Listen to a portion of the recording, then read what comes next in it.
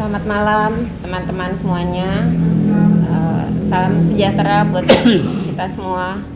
Terima kasih buat Bang Abu yang selalu mendampingi saya, juga yang orang yang selalu mendampingi saya juga, selalu support.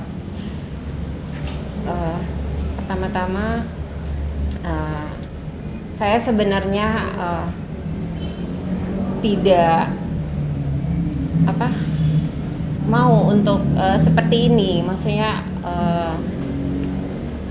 ada bikin statement apapun, tetapi karena saya merasa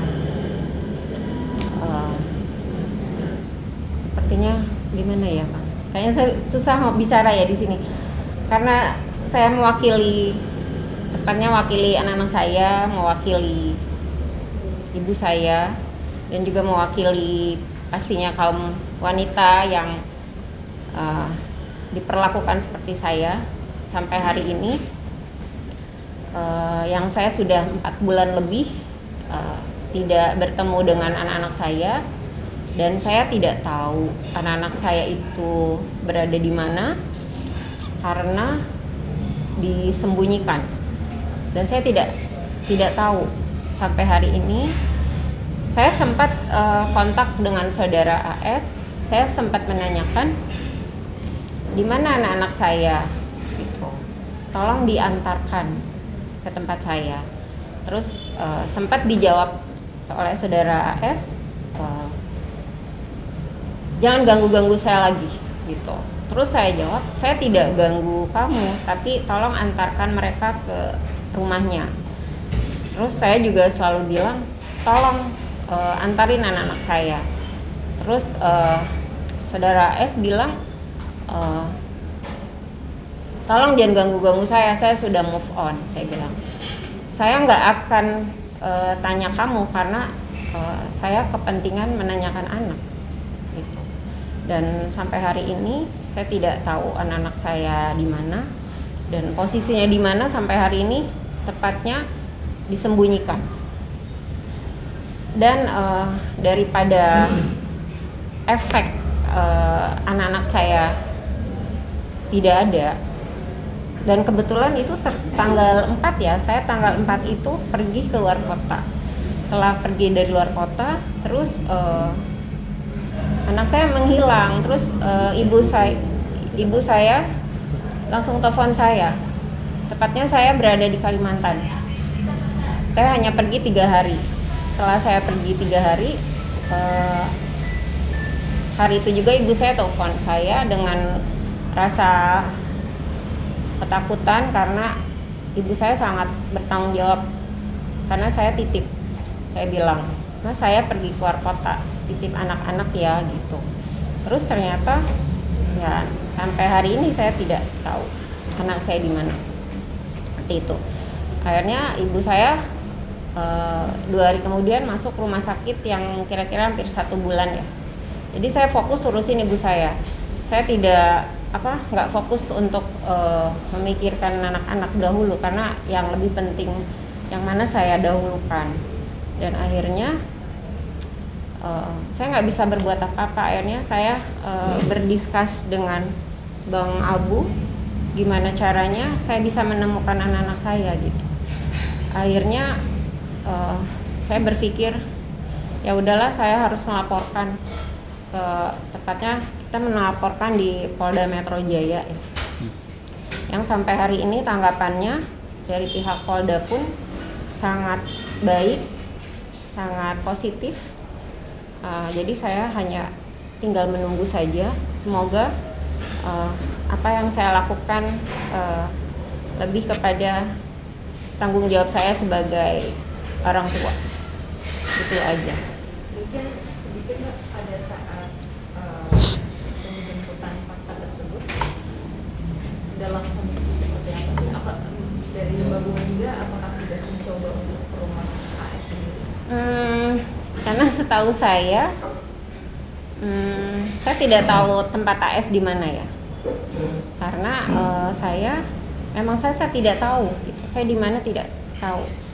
Dan saudara S tidak mau beretikat baik kan sama saya. Harusnya kan dia juga tahu bahwa hak asuh mereka itu sama saya. Jadi seperti itu. Untuk akta sendiri tadi tidak ada nama AS, mungkin bisa diceritakan? Iya, jadi di akte sendiri saya tertulis hanya ya saya bertanggung jawab ya seperti itu. Karena Apa ya?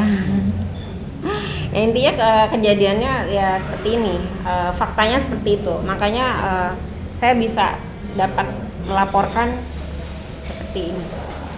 Bunga, mungkin sebelum anak-anak diambil oleh AS atau sebelum Bunga ke luar kota, mungkin sempat ada obrolan atau komunikasi apa sih sama Ibu Hati? Enggak sih, jadi terus terang selama anak-anak sama saya dan mereka tahu saya keluar kota, tapi sebegitu saudara AS itu mengajarkan anak-anak itu untuk sangat membenci saya.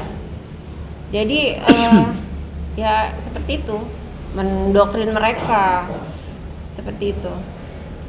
Jadi banyak hal-hal yang di depan mata saya itu mereka melakukan sesuatu yang memang ya buat seorang anak terhadap orang tua kurang, dan memang itu diajarkan seperti itu gitu. Mungkin bisa dicontohkan seperti apa sih doktrin? Contohnya ya, contohnya banyak ya. Jadi misalnya saudara AS bilang terhadap anaknya, kamu ini jangan ikutin mamah kamu.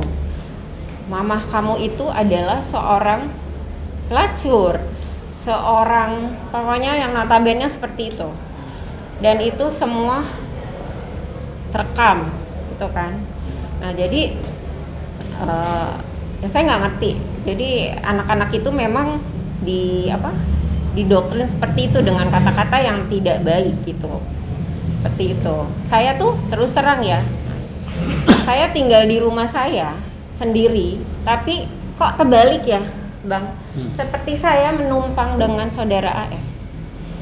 Dia berbuat semau-maunya, menghantam keluarga saya, anak-anak saya, yang notabene saya yang mengurus mereka dari kecil, dari sekolah kecil sampai sekarang. Anak saya sekolah, dari dia kegiatan pianonya, bolanya itu. Semuanya saya yang ikut andil di sana gitu. Tapi saya nggak ngerti tujuan mereka itu apa. Gitu. Bunga, tadi juga Bunga sebut kalau AS ini menghantam keluarga Bunga, betul? Oh iya, pasti. Dengan cara omongan seperti apa? Oh iya. Cara seperti apa? Mungkin kata-katanya itu kurang pantas ya. Sebelumnya saya mohon maaf ya. Jadi ibu saya tuh udah sepuh ya, udah tua gitu. Dan mereka selalu bilang misalkan dia sering menunjuk-nunjuk pokoknya menunjuk-nunjuk dengan tidak berakhlak buat saya. Itu yang saya sesabar-sabarnya saya, tapi akhirnya saya lelah juga gitu. Kok saya kayak nggak di ini gitu ya, tidak dihargai seperti itu gitu. Saya tidak paham. Jadi mohon maaf, yang saya bilang mungkin tidak pantas. Saya tidak pantas misalnya orang tua kamu itu mulutnya itu seperti lebih bersih. Terus satu lagi, orang tua kamu itu, dan itu ada terekam, saya bisa buktikan, dan itu saya buktikan dalam laporan KDRT itu ke Polres Jakarta Selatan. Jadi saya akan berjuang all out demi anak-anak saya dan mewakili wanita. Bahwa saudara S sendiri bilang bahwa apa yang saya laporkan adalah ece-ece, laporan ece-ece. Toh yang kasus ini berjalan dan ditetapkannya saudara S sebagai tersangka itu bukan saya, tapi daripada pihak kepolisian. Jadi mungkin teman-teman di sini mungkin bisa menilai gitu. Harusnya kan lebih rendah hati gitu terhadap saya itu seperti apa. Saya melaporkan itu dengan alasan dan berbukti, tanpa ada alat bukti, beberapa alat bukti. Kasus saya itu tidak akan terproses dan sampai hari ini gitu. Jadi intinya saya seperti itu. Ya, saya perlu tambahkan sedikit bahwa laporan itu sudah dilakukan dan kemudian sekarang tahap penyidikan, dan itu ditandai dan kemudian beliau sebagai perkara itu ditingkatkan dari penyelidikan ke penyidikan dengan ditandai dengan SPDP, surat pemberitahuan dimulainya penyidikan, dari Polda ke Kejaksaan Tinggi Jakarta sebagai jaksa penuntut umum. Ini yang menandai bahwa perkara itu memiliki unsur pidana. Jadi Polda Metro Jaya menyuratkan kepada Kejaksaan Tinggi Jakarta bahwa perkara ini memiliki unsur pidana sehingga ditingkatkan dari penyelidikan menjadi penyidikan. Ya. Ya. Udah ya? Baik. Terhadap perkara ini, laporan ini dan sekarang dalam tahap penyidikan dan segera akan ditetapkan tersangka ini, kami selain ke Polda, perkara ini akan dikawal betul, dan itu kita sudah menyuratkan kepada Kapolri, dan itu kemudian juga menyuratkan kepada Kementerian Perempuan dan Perlindungan Anak. Kemudian juga kami menyuratkan kepada pengaduan kepada Komisi Perlindungan Anak dan juga kepada Komisi Perlindungan Perempuan, Komisi Nasional Perlindungan Perempuan. Jadi karena itu perkara ini akan berjalan sebagaimana mestinya dan secara maksimal, dan kami berharap untuk penyidik Polda Metro Jaya bekerja secara profesional sampai pada tahap di mana perkara ini sampai ke pengadilan. Karena sejak awal dari hasil penyelidikan ditetapkan sebuah perkara ini memiliki unsur pidana, sehingga ditingkatkan dari penyelidikan menjadi penyidikan, dan sekarang ditunggu adalah menetapkan saudara AS untuk menjadi tersangka yang kemudian akan dilimpahkan ke kejaksaan dan kemudian berproses di pengadilan. Itu yang kami harapkan. Oleh karena bahwa yang bersangkutan meskipun untuk menahan dan tidak menahan itu menjadi kewenangan subjektif secara hukum dari kepolisian penyidik, tetapi dengan alasan objektif, alasan hukum secara hukum objektif bahwa ancaman hukumannya di atas 5 tahun, maka sangatlah sepatutnya menurut hukum saudara AS sepatutnya harus ditahan. Karena juga selain itu beliau sudah melanggar alasan hukum pasal 21 ayat 1 KUHP. Kepolisian Polda Metro Jaya juga sudah harus menahan beliau karena sudah melakukan tindak pidana yang baru. Jadi bahwa kemudian tidak ditahan dia saat ini di perkara KDRT dengan alasan bahwa dia tidak melarikan diri, dia tidak menghilangkan barang bukti, tapi faktanya alasan yang satu lagi untuk supaya tidak mengulangi perbuatan pidana lagi, ternyata sampai sekarang dia sudah melakukan tindak pidana kembali, yaitu dengan membawa lari anak, dan itulah menjadi alasan subjektif untuk AS harus ditahan dalam perkara laporan di Polda Metro Jaya yang dikenakan delik pasal 330 KUHP. Nah itu yang kami tambahkan. Dan, ya.